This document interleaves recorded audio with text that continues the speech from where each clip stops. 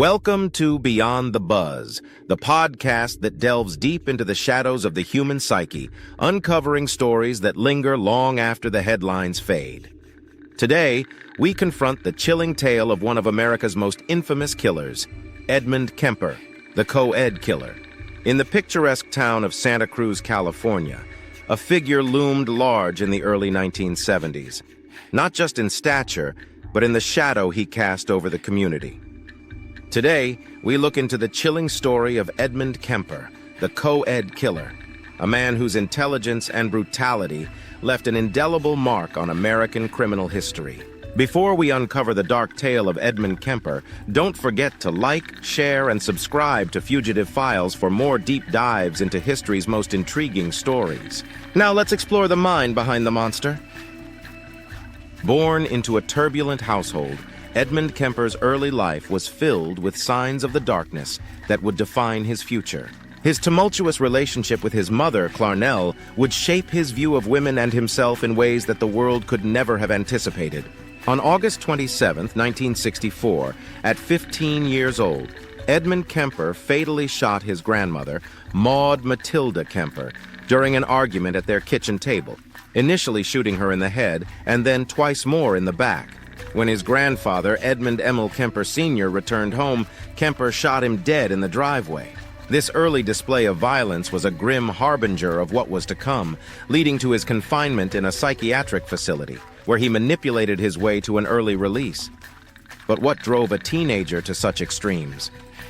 Back in society, Kemper's dark impulses found their most infamous outlet, posing as a friendly giant.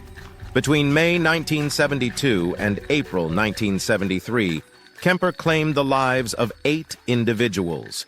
He targeted female students seeking rides, luring them into his vehicle under the guise of safety. During this 11-month murder spree, Kemper killed 5 college students, 1 high school student, his mother, and his mother's best friend. Kemper has stated in interviews that he often searched for victims after having arguments with his mother and that she refused to introduce him to women attending the university where she worked. On May 7, 1972, while driving in Berkeley, Kemper encountered 2 18-year-old students from Fresno State University, Mary Ann Pesci and Anita Mary Lucchesa, who were hitchhiking. After an hour's drive, he diverted to a remote wooded area near Alameda, a location he was acquainted with from his time working at the highway department. In this secluded spot, he handcuffed Pesci and confined Lucchesa in the trunk. He then proceeded to fatally stab and strangle Pesci, later inflicting the same fate on Lucchesa. Once secluded, he employed various methods to end their lives, including shooting, stabbing, smothering, or strangulation. Following these acts, he transported their remains to his residence. There, he engaged in further disturbing acts, including decapitation and desecration of their bodies, before dismembering them. In September 1972, Kemper offered a ride to 15-year-old Aiko Ku, who was hitchhiking to a dance class. Kemper drove Ku to a remote location and threatened her with a gun. He accidentally locked himself out of the car, but Ku allowed him back inside, despite the gun being in the vehicle. Once inside, Kemper choked Ku until she was unconscious, then raped and killed her. On January 7, 1973, Edmund picked up an 18-year-old college student named Cynthia Ann Cindy Shaw.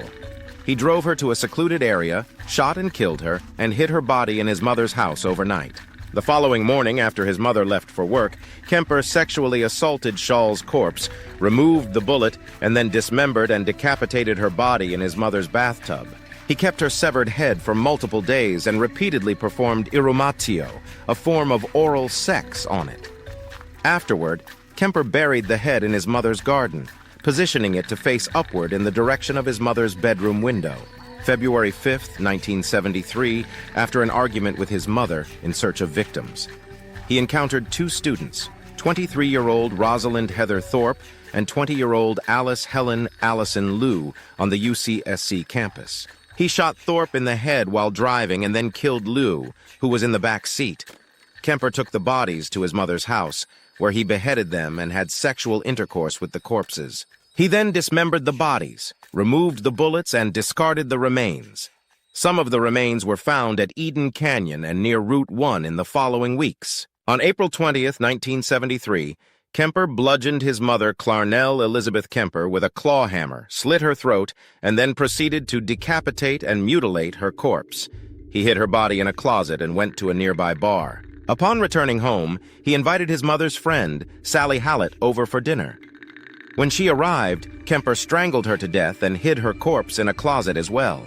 Kemper left a note for the police and fled the scene, driving to Pueblo, Colorado.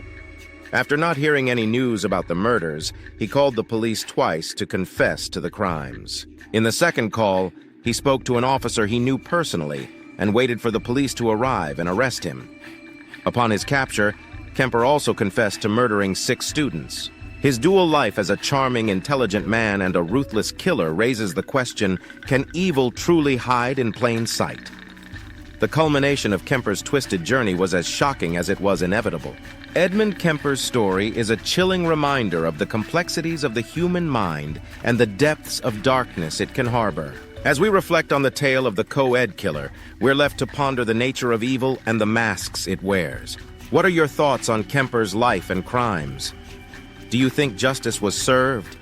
Share your opinions in the comments, and if you found this story compelling, don't forget to like, share, and subscribe for more content that explores the darkest corners of human history. Until next time, stay curious.